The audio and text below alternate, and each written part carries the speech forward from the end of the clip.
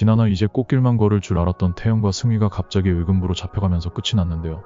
마지막 회를 앞두고 있는 지금 태영이 이번에는 어떤 겉모술수로 이 상황을 벗어나고 김소혜를 개작살릴지 너무 궁금합니다. 13화가 고구마 같은 전기였다면 이번 14화는 정말 사이다 그 자체였죠. 그런데 마지막에 의금부에 잡혀가게 되면서 15화 예고편을 보면 태영이 다시 김소혜의 집으로 가게 되는 듯이 보이는데요. 당연히 그렇게 되진 않겠죠.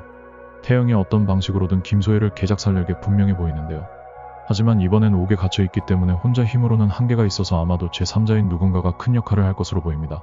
15화 예고편이 암시하는 핵심 포인트 분석 들어갑니다. 지난해는 정말 반전의 반전이었습니다. 박준기와 김낙수의 계략으로 빼앗길 뻔한 노예 경작지를 태영이 승소하여 되찾고 승희의 깜짝 탄핵으로 현감이었던 김낙수는 파직당하고 벌로 장 80대를 맞아 죽게 됩니다. 이후 태영과 승희 사이에 아이도 생기면서 이제 행복한 나날을 보내나 했는데 바로 반전이 나왔습니다. 의금부가 죄인 송서인과 구덕이는 당장 나와 오라를 받아라 라며 태영과 승희를 잡으러 온 건데요. 이에 태영은 끝동이에게 승희에게 도망가라고 말해달라 부탁하며 둘 다 살 수 있는 방법은 이것뿐이라고 혼자 의금부에 잡혀 들어가게 됩니다. 15화 예고편은 의금부에서 태영을 심문하는 장면으로 시작합니다. 나는 옥필승 대감의 여식 옥태영입니다. 어떤 증거로 내가 노비 구덕이라 짐작하는지 물어도 되겠습니까?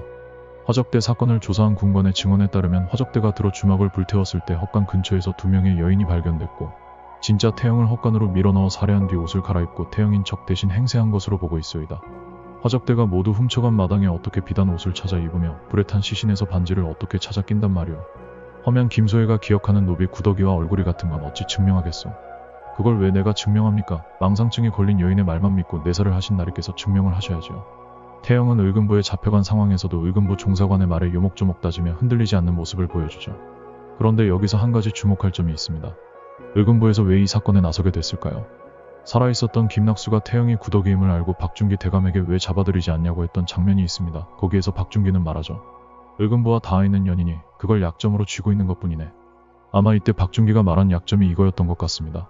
또한 지난화에서는 아비를 잃고 미쳐 날뛰며 김소혜가 박준기에게 증거가 있는데 왜 구덕이를 당장 잡아들이지 않느냐고 따지는 장면에서도 닷대가 있는 법이라며 이미 증거를 손에 넣었다고 암시하는 장면이 있었죠.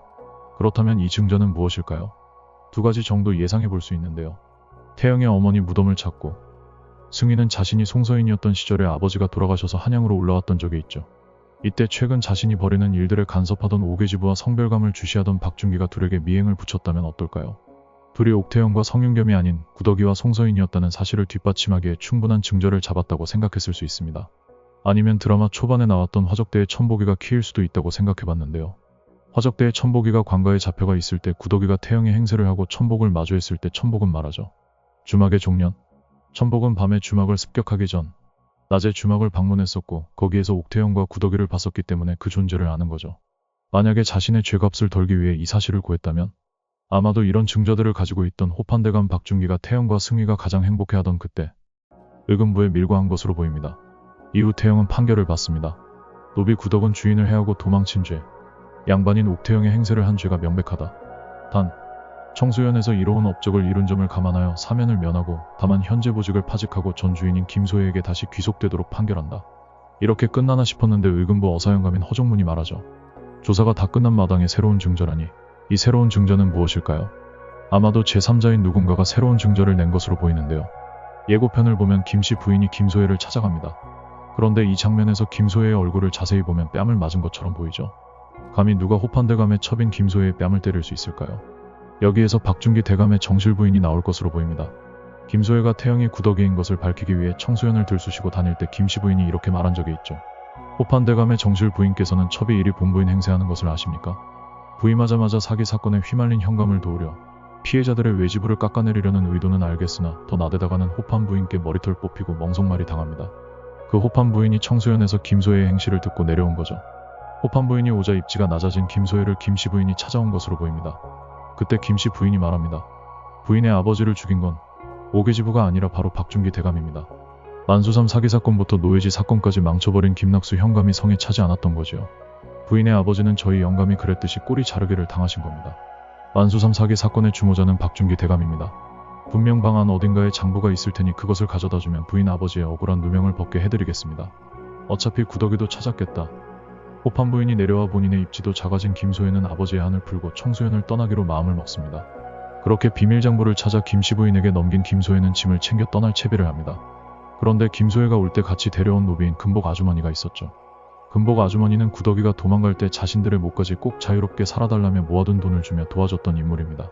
이후 구덕이를 도와준 점이 발각돼 김낙수와 김소혜에 의해 한쪽 다리를 평생 절게 되죠. 그런 금복 아주머니가 김소혜가 김씨 부인에게 장부를 넘기는 장면을 본 것으로 보입니다. 그날 밤 박준기 대감이 노발대발하며 집안의 모든 사람을 모읍니다. 도대체 누가 감히 내 방을 뒤졌느냐 말이다. 그때 금복 아주머니가 말합니다. 김씨 부인이 마님을 낮에 뵙고 가는 것을 보았습니다. 그렇게 자신이 그랬던 것처럼 자신의 노비에게 버림받은 김소혜. 당장 김소혜 그년을 내 앞으로 데려와라. 대감의 손을 더럽히지 마시지요. 그리고는 김씨 부인이 경고했던 것처럼 호판 부인에게 머리털 뽑히고 멍석마리를 맞게 되는 거죠. 멍석마리를 맞아 개작살이 난 김소혜는 겨우 도망 나왔지만 어두운 산속에서 길을 헤매다 낭떠러지로 굴러떨어져 그대로 죽고 맙니다.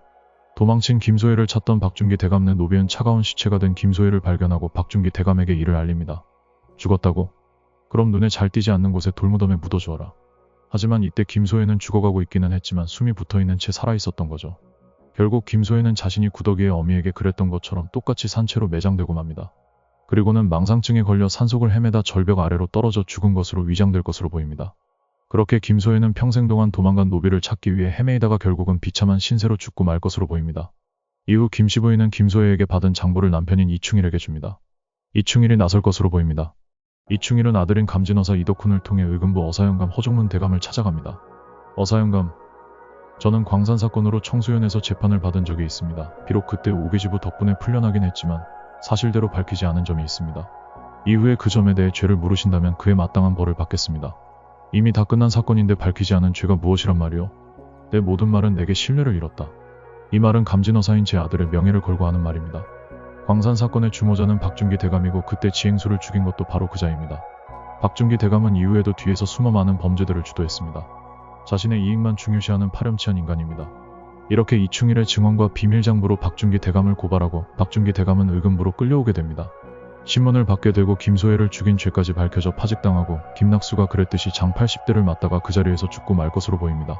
한편 청수연에서는 유양소의 새로운 회장이 된 홍씨 부인이 특유의 여론몰이와 행동력으로 양반 노비할 것 없이 청수연 단체로 태영의 죄를 사하여 달라는 탄원을 올리면서 태영은 무사히 풀려날 것으로 보입니다. 이후 끝동이가 외지부위를 도와준 것을 보아 돌아온 태영은 청수연의 외지부를 끝동이에게 맡기고 아이를 낳으러 떠날 것으로 보입니다. 평소 한적한 바닷가에서 살고 싶다고 했던 태영의 바람대로 승희와 함께 떠나는 거죠. 혹시 거기에 승희가 미리 구덕이의 아버지인 개주기를 찾아 모셔놓진 않았을까요? 그렇게 둘은 행복한 나날을 보내게 되었다. 어떻소 부인? 여기까지가 내가 이번에 하려는 그게 대본이요. 정기수인 승희와 구덕이의 대화일 수도 있겠고요. 제 예고편 분석 어떠셨나요? 이제 끝을 향해 달려가는 옥시부인전. 재밌게 보시고 제 얘기가 흥미로우셨다면 구독과 좋아요 부탁드립니다. 감사합니다.